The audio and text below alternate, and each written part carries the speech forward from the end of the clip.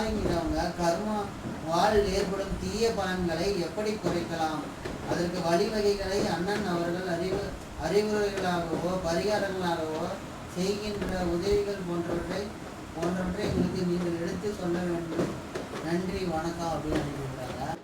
தம்பி, நீ பாரி லண்டன்லேருந்து கேட்டிருக்கிற. நன்றி தம்பி. இதனுடைய விளக்கத்தை சொல்கிறேன் கேளு. ஒன்றுமே கிடையாது, சிம்பிளான மெத்தட். என்ன மெத்தடுன்னு கேட்குறியா? கர்மாவுக்கு தர்மமே உதவி. கர்மானா உன்னுடைய கர்ம பலன். அதை நீக்கணும்னா தர்மம் செய்யணும், தானம் செய்யணும். தர்ம தானமே ஒழிய உன்னுடைய பாவத்தை நீக்கும் ஒழிய கோயிலோ கடவுளோ சாமியோ உன்னை காப்பாற்றாது. இது விதி. அது இல்லாமல் உன்னுடைய கர்ம பலனை நீக்கிற பலன் உன் ஜாதகத்தில் இருக்குதான்னு முதல்ல தெரியணும். அவன் தாழ் வணங்க அவன் அருள் வேண்டும். கடவுளை கும்பிட்றது கூட கடவுளுடைய அருள் ஒவ்வொரு மனிதனுக்கும் வேணும்.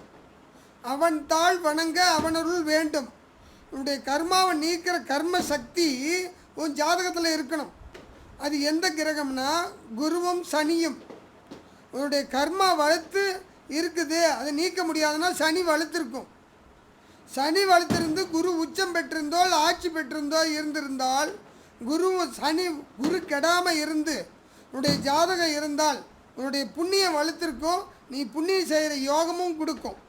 இந்த புண்ணியம் மட்டும்தான் உன்னை காப்பாற்றுமோ ஒழிய கடவுளுக்கு நீ பூஜை பண்ணுறதுனாலையோ பரிகாரம் பண்ணுறதுனாலையோ சாமிக்கு அர்ச்சனை பண்ணுறதுனாலையோ சத்தியமாக உன்னுடைய கர்மா நீங்காது. இது சத்தியமாக நீங்காதியா? இந்த ஜனங்க முட்டாள் ஜனங்கள். ஏன் தெரியுமா? போய் கடவுளுக்கு கொட்டுறேன்னு காசை வீண் பண்ணுறாங்க. உனக்கு கண்ணுக்கு தெரிந்தவர்களுக்கு முடியாதவர்களுக்கு உதவி செய்யுங்க, புண்ணியம் பண்ணுங்க, தானம் செய்யுங்க, தர்மம் செய்யுங்க. தானம் வேறு, தர்மம் வேறு. தானம் என்பது தானாக முன்வந்து செய்வது தானம். நீ தானம் செய், நிதானம் செய். தர்மங்கிறது என்னென்னா, ஐயா வீட்டுக்கு வந்து ஒருத்தன் பசிக்குதுன்னு பிச்சை கேட்குறான் பாரு, அவனுக்கு சோறு போடு. எக்காரத்தை கொண்டு பிச்சைக்காரனுக்கு காசு கொடுக்காதீங்க. அவன் பிச்சைக்காரன், உண்மையான பிச்சைக்காரன் தான் உணவுக்கு மட்டும்தான் கையேந்துவான்.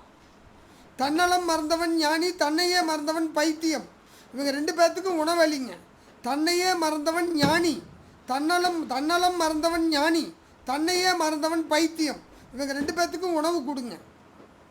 இவங்களுக்கு நீங்கள் செய்தீங்கன்னா அந்த புண்ணியம், மனநலம் பாதித்தவங்களுக்கு நீ புண்ணியம் செஞ்சால் நிம்மதியாக வாழ்வ.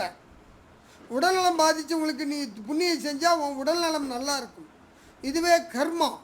இந்த கர்மா தெரியாமல் காசை கொண்டு போய் உண்டியில் கொட்டுறதும், பூஜை பண்ணுறேன், தேர் இழுக்கிறேன், தங்கத்தேர் இழுக்கிறேன், அதை பண்ணுறேன், இதை பண்ணுறேன், காசை வீண் பண்ணுறீங்க. இதெல்லாம் வேஸ்ட்டு. அதில் கடுகளவும் கர்மா நீங்கா. இதுவே கர்மா. நன்றி தம்பி. நீ கேட்ட கேள்விக்கு இதுதான் உண்மையான பதில். இது தவறு இருந்தால் நீங்கள் கேள்வி கேளுங்க, நான் பதில் சொல்கிறேன். நான் சொன்ன வாசகத்தில் தவறு இருந்தால் கேளுங்க, நான் பதில் சொல்கிறேன். நன்றி.